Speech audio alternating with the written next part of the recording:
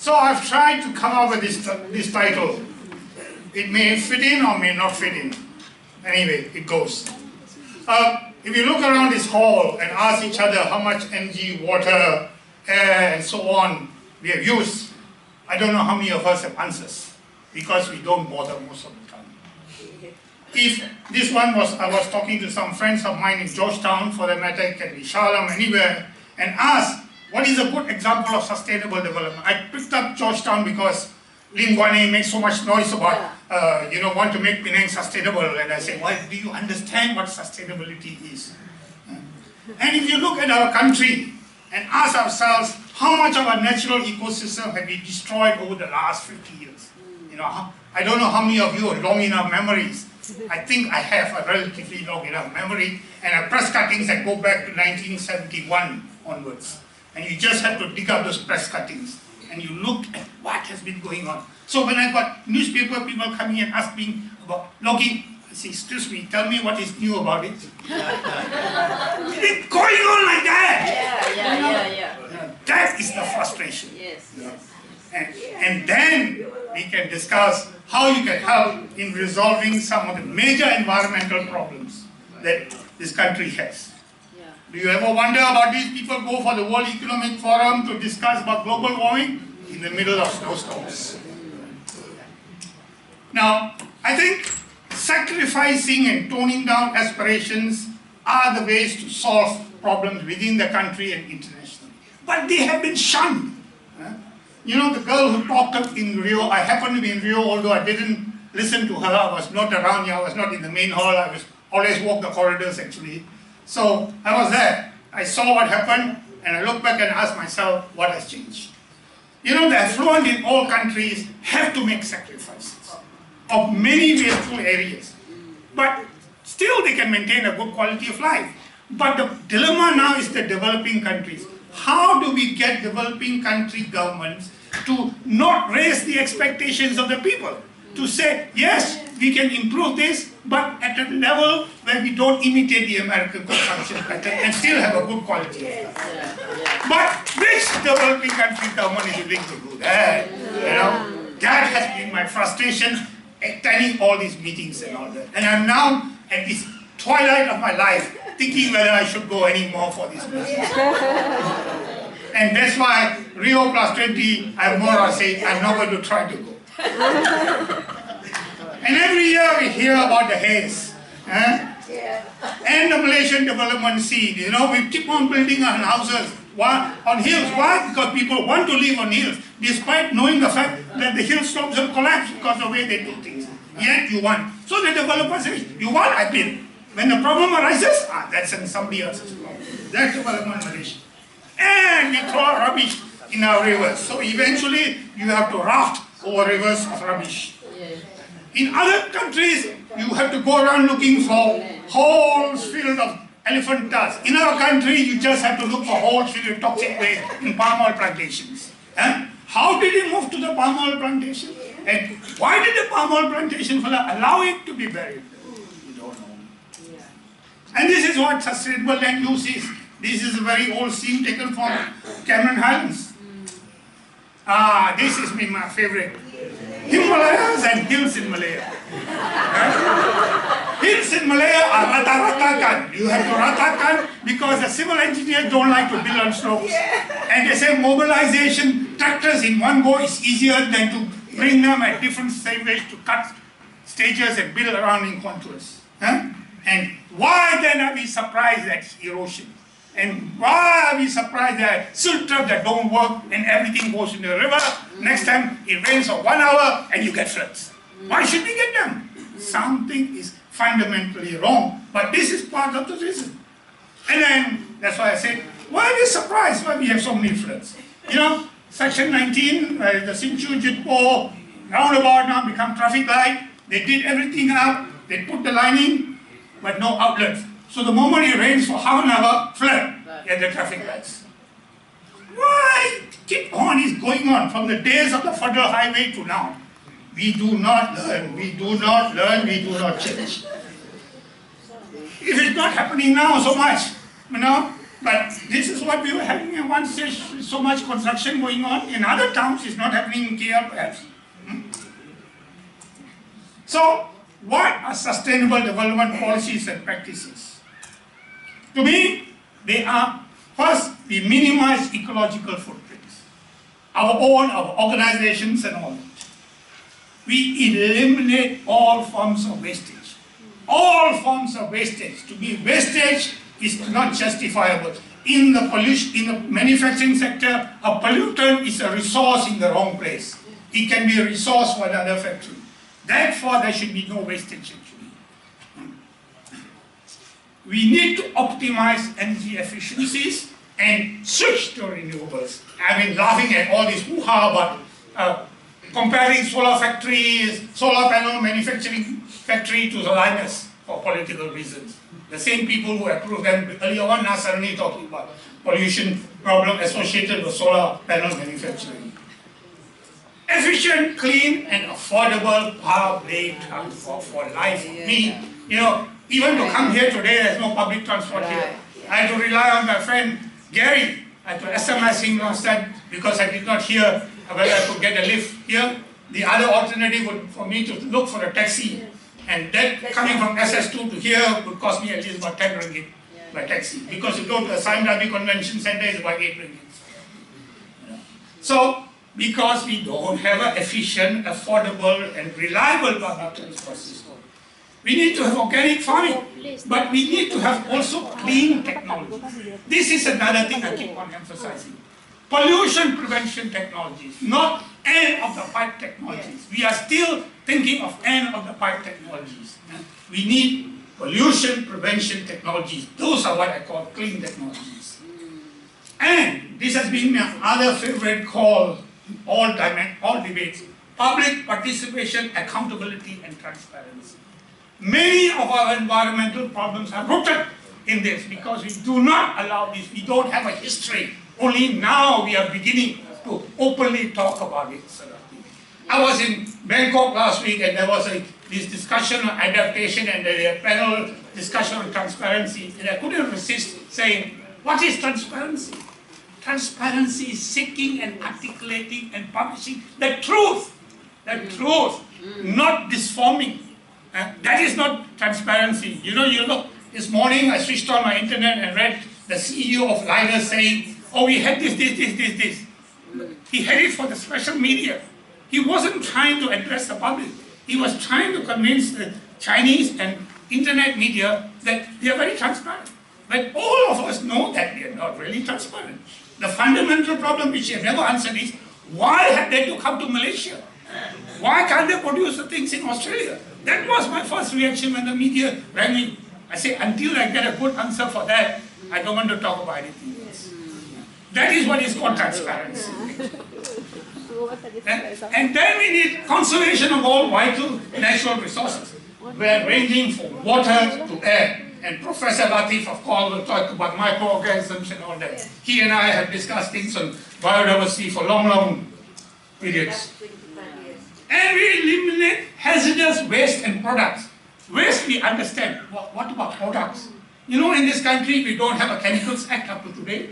There's no register of dangerous chemicals.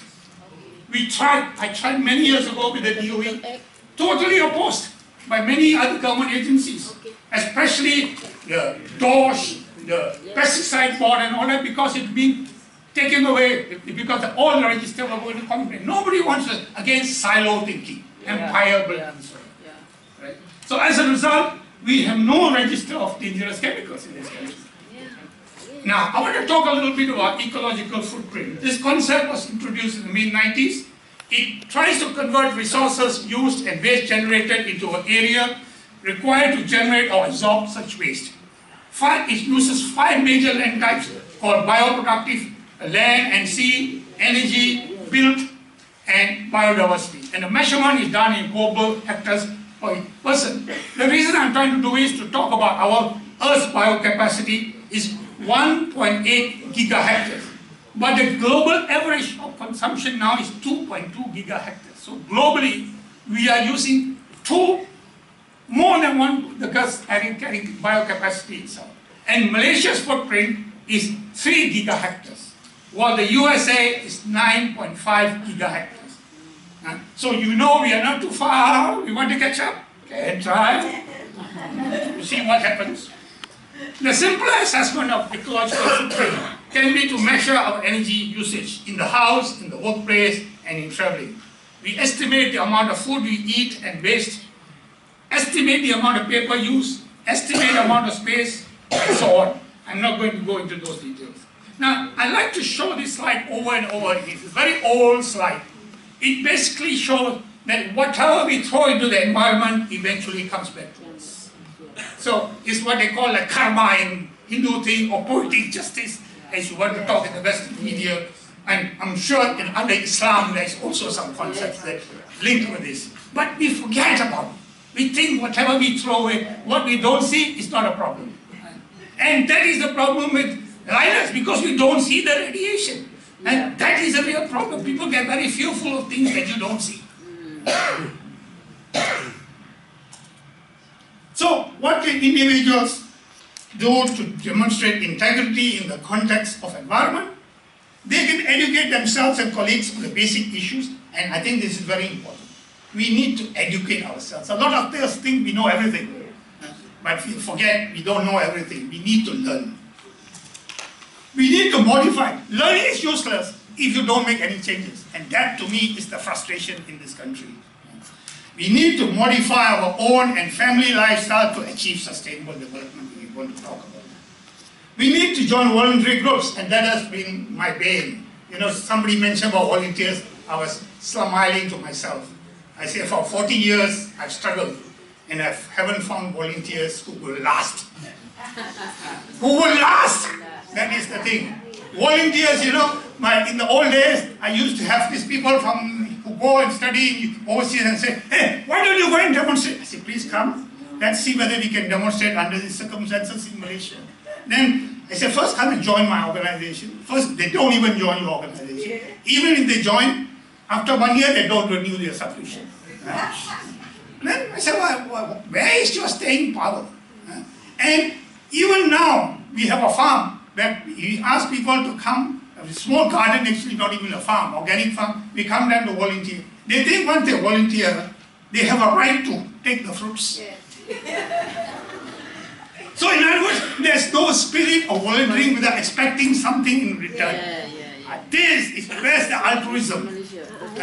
Either they expect money, which to me is then defeats the purpose of volunteerism, or they expect something in kind. Even these tokens to me, actually, honestly, I think we should rethink, isn't this a form of corruption?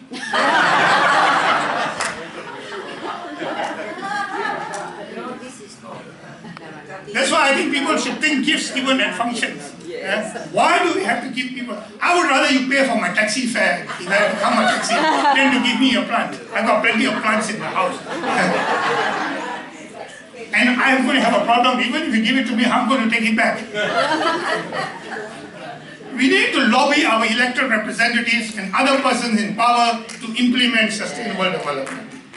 We fail to do that. You know, people talk about MPs and all that. I say, how often have you asked your MPs, why didn't you do this? You promised this. Or how often have you gone to your MP and said, why don't you do this? And when he comes back for your vote and says, hey, you did nothing, why should I give my vote to you? We don't do that. Why? That they come to our votes at least once in 5 years and we have an opportunity to kick the bastards. I will tell that to my MPs also. We need to try to implement such practices in our workplace and in the operation of our organizations. And this is an old cartoon, the way people try to reach rubbish. Somebody mentioned just now, rubbish collecting somewhere. Maybe we need to dynamite the rubbish, then somebody will listen. Right? And this is a comment on how cars are proliferating in this country, even in kampongs. Now we have a problem of jams in the kampong. In the kampong now. Last time mana ada masalah macam itu. Ini musim pilihan raya ni. Pilihan raya pun. And this is one of my favorite themes because to justify, to say what I campaigned for years and I've never seen happening, having cyclist lane in this country. because in terms of energy transport, this is a diagram produced by a Dutch organization that shows a cyclist can travel 5 kilometers on the energy of 1/8, person 3/8 walking, loaded bus requires, loaded bus, 2 dozen eggs for each person, each carries 5 kilometers, but a typical car requires the equivalent of 7 dozen eggs. Now, even if, I know, 5 minutes, is it? No problem. I can always sit down after 1 minute. A typical car, 7 dozen, but now people say, double the efficiency of the car and double the occupancy, you will still require 21 eggs. 20 times eggs. Okay, so the moral of the story is most efficient up to 5 kilometers. I specify 5 kilometers because after that becomes a problem. Because cycling is not really efficient beyond 5 kilometers sort of thing. Right? Then the cycling is still most competitive. Yet people don't do it. And join gym clubs to lose weight. The other one I quickly want to touch on is waste reduction, zero waste. So recycling, I've always been against recycling. I want to see reduction of consumption in the first place. So all this talk about recycling, sorry, all this praise about Green Crusaders, I'm not happy about it at all. I want to see the production of unnecessary stuff done. I want people to stop buying unnecessary things, examining packaging, how much excessive packaging we have. But we don't do it because it challenges the manufacturers. Whereas recycling allows more industries to come out. So I think sometimes we are very hypocritical, and I've challenged the ministers when they push recycling. So I think rethinking is more important, to find out why do we need to buy things. Start with that thing. Do we need to buy? If you don't need, don't buy. So ecological sense person will think through all your needs rather than greed. I want to put this challenge about need versus greed. I think you have to keep on asking your question. And do I need it, or is it a manifestation of my greed? Plan and select goods for the environmental friendly thing. Read labels. How many people ever read labels when they shop? Repair and reuse as many products. Recycle at home.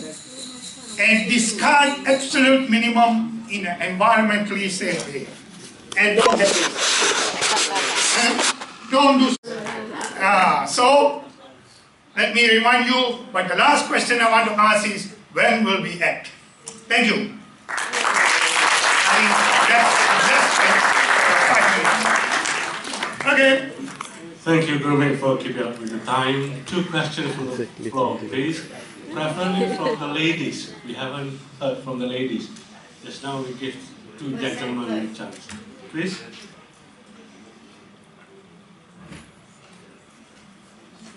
Okay. Please. You can come here. Oh, the mic goes to you. Thank you, Mr. Chair. Hi, Gurmit. Hi. Yes, okay. My name is Noor. I'm the KL Bar Committee Chairperson for the Environmental.